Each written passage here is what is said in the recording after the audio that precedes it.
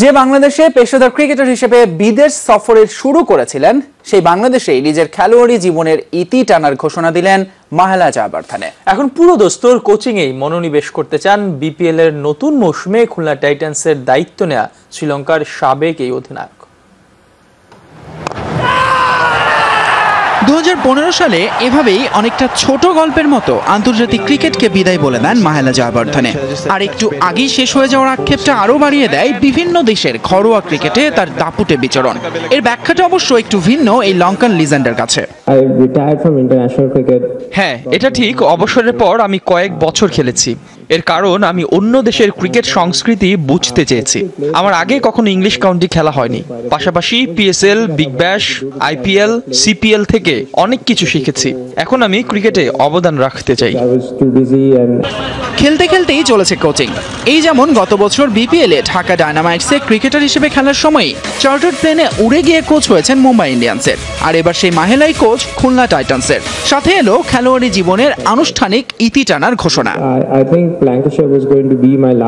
ল্যাঙ্কাশায়ারের হয়ে আমি আমার খেলোয়াড় জীবন শেষ করতে চেয়েছি, কিন্তু আইপিএল ও ব্যক্তিগত ব্যস্ততায় আর খেলা হয়ে ওঠেনি। এখন চ্যারিটি ম্যাচ বা মাস্টার্স লিগ হয়তো খেলবো, তবে আমার ক্রিকেট ক্যারিয়ার শেষ বলতেই পারেন। কাকতালীয়ভাবে 1994 সালে শ্রীলঙ্কার সাবেক অধিনায়কের প্রথম বিদেশ সফরটাও এ দলের হয়ে বাংলাদেশে। এই দীর্ঘ সময়ে তার মতো বদলে গেছে টাইগার ক্রিকেটও। নিজের দেশের ক্রিকেট নিয়ে প্রশ্নে খানিকটা ডিফেন্সিভ হলেও বাংলাদেশকে নিয়ে খুলে দিলেন আশার দুয়ার। বাংলাদেশ অবিশ্বাস্য উন্নতি করেছে। আমি তাদের বিপক্ষে খেলেছি। 1999 বিশ্বকাপের কথা মনে পড়ছে। ইংলিশ কন্ডিশনে তারা দারুণ করেছিল। এখন তো তারা খুবই ধারাবাহিক হয়ে উঠেছে। ঢাকায় সংক্ষিপ্ত সফরে আপাতত শিষ্য রিয়াদকে নিজের কোচিং এর প্রধান দর্শন উপভোগের মন্ত্র দিয়ে গেলেন গুরু মাহেলা। ফয়সাল তিতুমির, যমুনা স্পোর্টস, ঢাকা। অস্ট্রেলিয়ার ডারউইনে চলা কন্ডিশনিং ক্যাম্পের প্রথম প্রস্তুতি ম্যাচে জয় পেয়েছে বাংলাদেশ হাই পারফরমেন্স দল। উত্তরাঞ্চলের আমন্ত্রিত একাদশের বিপক্ষে তাদের জয় 1 উইকেটে। 50 ওভারের এই ম্যাচে শুরুতে ব্যাট করতে নেমে 7 উইকেটে 188 রান করে স্বাগতিক দল। এইচপি দলের হয়ে সর্বাধিক 2 উইকেট নিয়েছেন পেসার আবুল হোসেন রাজু। একটি করে উইকেট পেয়েছেন আবু হায়দার রনি, আবু জায়েদ রাহি, জুবাইর লিখন আর সাইফুদ্দিন। ব্যাটাতে তানভীর হায়দারের 51 রানের অপরাজিত ইনিংসে 1 ওভার আর 1 উইকেট হাতে রেখে লক্ষ্যে পৌঁছে যায় বাংলাদেশ হাই পারফরমেন্স দল। এছাড়াও লিটন দাস 41 আর আবুল রাজু করেন 31 রান। 4 দিন নয়, সাদা পোশাকের বনেদি টেস্ট ম্যাচের দৈর্ঘ্য 5 দিনেই থাকা উচিত বলে মনে করছেন মেলবোর্ন ক্রিকেট ক্লাব, এমসিসির ওয়ার্ল্ড ক্রিকেট কমিটি। সেই সাথে টেস্ট চ্যাম্পিয়নশিপ শুরুর ব্যাপারে এখনো আশাবাদী এই কমিটি।